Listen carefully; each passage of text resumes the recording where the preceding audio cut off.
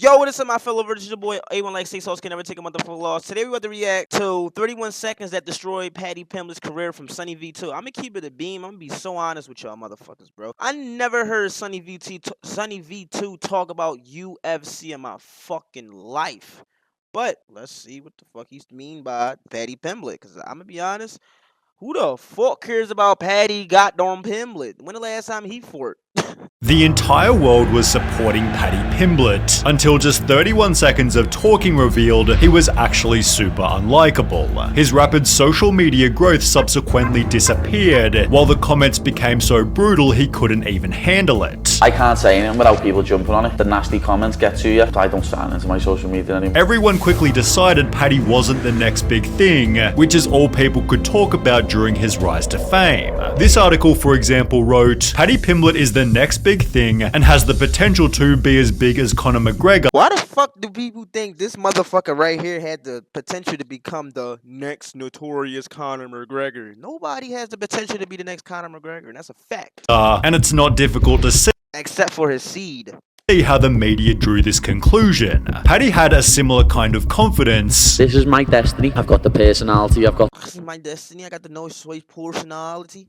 the look. The new king's here, lad. With comments describing him as a likable mix of humility and arrogance. This was put on full display when For anybody that's watching, I fuck with Paddy Pimblett a lot. I do fuck with him a lot. You know why? Because he went out there in the octagon. He mentioned a lot of things about men's mental health. And, you know, he got my respect for that as a human being for that and as a man for that. You know what I'm saying? So whatever y'all got to say bad for him, you know, I understand. But at the end of the day, I never heard I did hear a lot of UFC fighters mention it, but I never heard a UFC fighter that got that much star power at the time mention anything like that. And I gave him a lot of respect for that. when he'd make a YouTube channel, gaining hundreds of thousands of views by vlogging, although it was on the topic of food that he garnered the most attention. Paddy's fighting weight was 155 pounds, yet in between matches he'd ballooned to over 200. So you're 200 right now. What do you get to when you fight?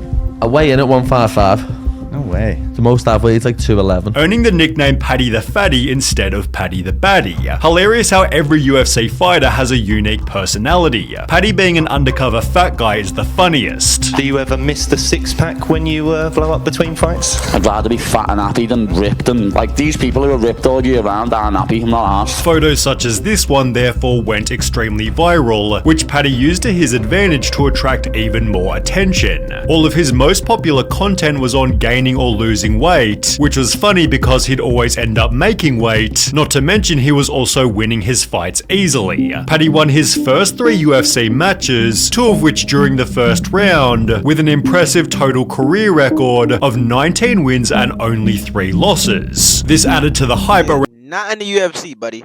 around Paddy becoming champion, although no one seemed to realize he hadn't even fought anyone ranked in the top 15. Paddy Pimblett is a lot of marketing and little skill for MMA. Paddy himself was still an unranked fighter, yet millions believed he'd be the next UFC champ purely because he'd made a couple of funny videos. Well, Paddy was given the chance to prove himself when scheduled a fight against Jared Gordon, and having just signed a $1 million Barstool Sports deal, Barstool Sports, man.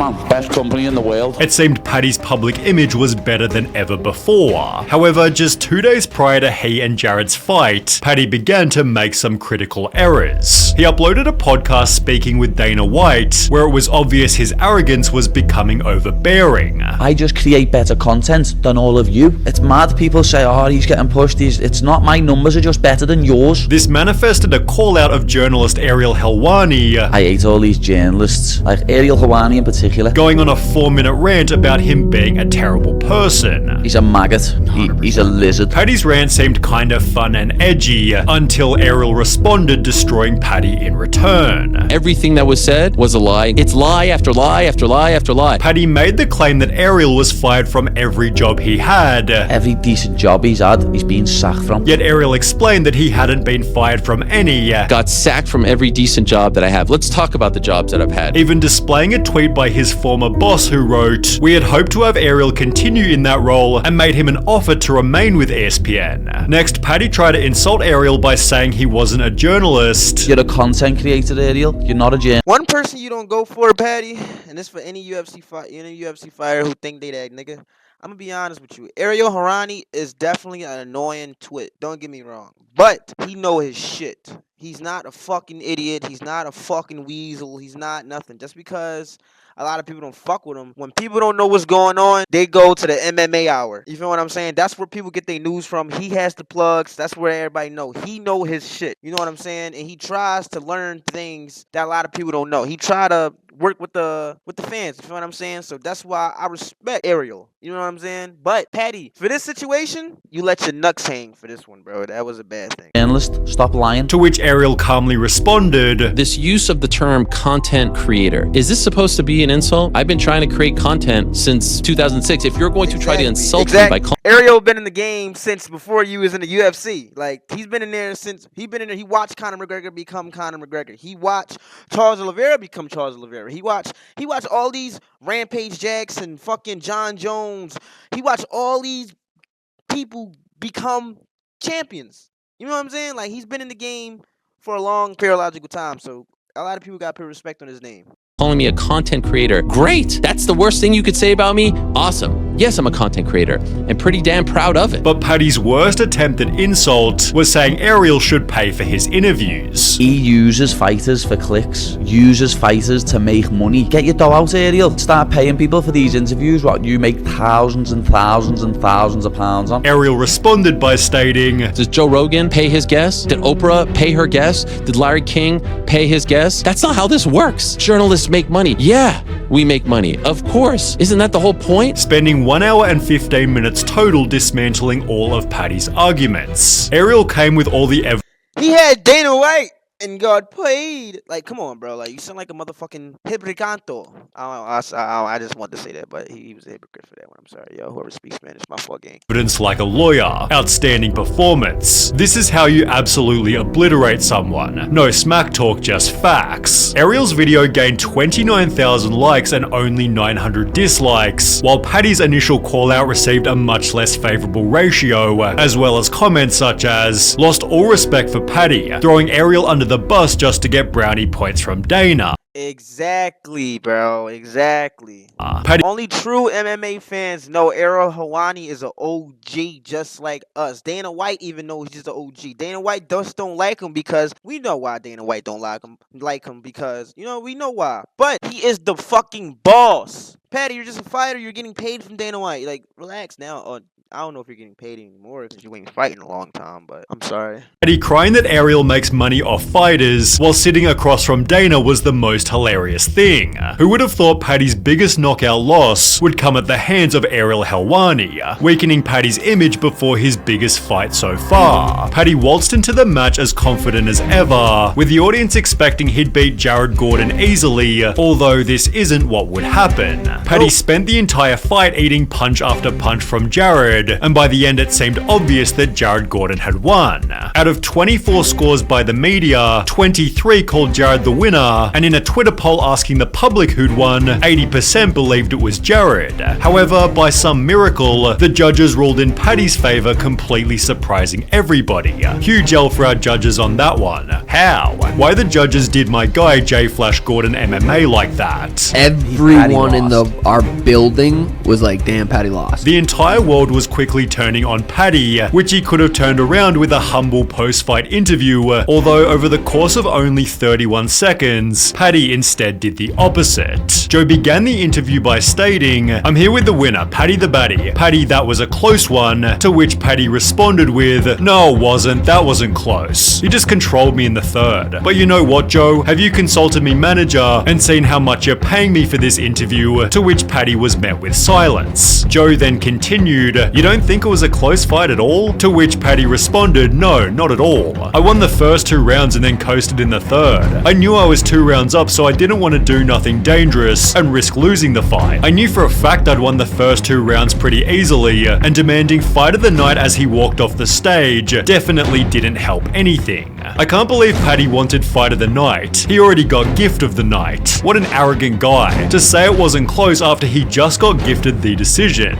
This was honestly in the top 5 worst robberies I've seen, and his arrogant attitude after it is just making him look like a pleb. Paddy then went into a press conference where his arrogance became even worse. Everyone's got an opinion, lad. The opinions are arseholes. You know what I mean? Everyone's got one. I know I won that fight, simple as. I deal in facts, lad, and everyone talks about me, lad. That's how they stay relevant. People mention me. And despite Jared Gordon himself tweeting, "I was robbed and everyone knows it," Paddy still went into more interviews refusing to show humility. The other person won. You don't see that at all from any others. No. The other problem was that people had realized Paddy wasn't as skilled as they thought. There was a real belief after that fight, okay, Paddy's not as good as we thought he was. Now sure, he could easily knock me out in under 3 seconds, but talks of him being champion were still a couple of years too early. Paddy looked like a journeyman.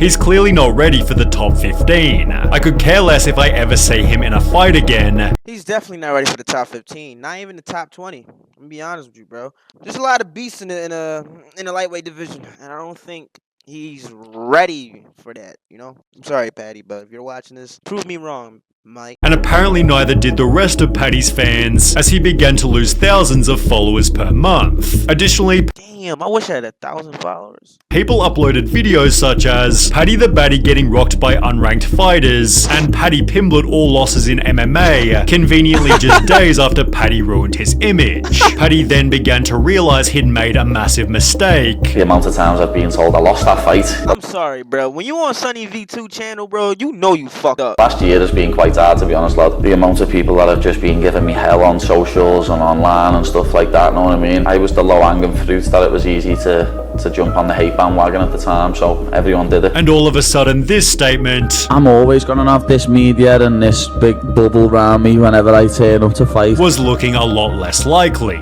He believed that his next fight could fix all his problems, When I beat Tony Ferguson, lad, everyone will jump back on the bandwagon. although this didn't really happen. You see, Paddy was scheduled to fight Tony Ferguson, who'd lost all 6 of his previous matches. Paddy therefore recognized that there wasn't much glory in beating him, When I win, people are gonna be like, oh, he was on a 6-fight losing streak anyway, he's finished anyway. although ending the fight with a win was definitely better than losing. This time, Paddy gave a much more humble post-fight interview, He's one of the toughest men out there. Hats off to him, he's an absolute legend. leading to comments such as officially off the Paddy hate train. Couldn't help to notice how determined he was, and humility goes a long way. Now welcome to the UFC, Paddy. He'd therefore gained back 300,000 followers, although it didn't restart the hype train like Paddy might have wanted. Others have suggested it feels like the spark has completely left him, although at the age of 29 he still has plenty of time to prove himself, albeit now with a much more grounded perspective. Probably never answer questions again in a post-fight interview about the actual fight until I've watched it back. In my own head, I'd done well in that fight, and then I watched it back and it's a completely different fight to what I had in my head.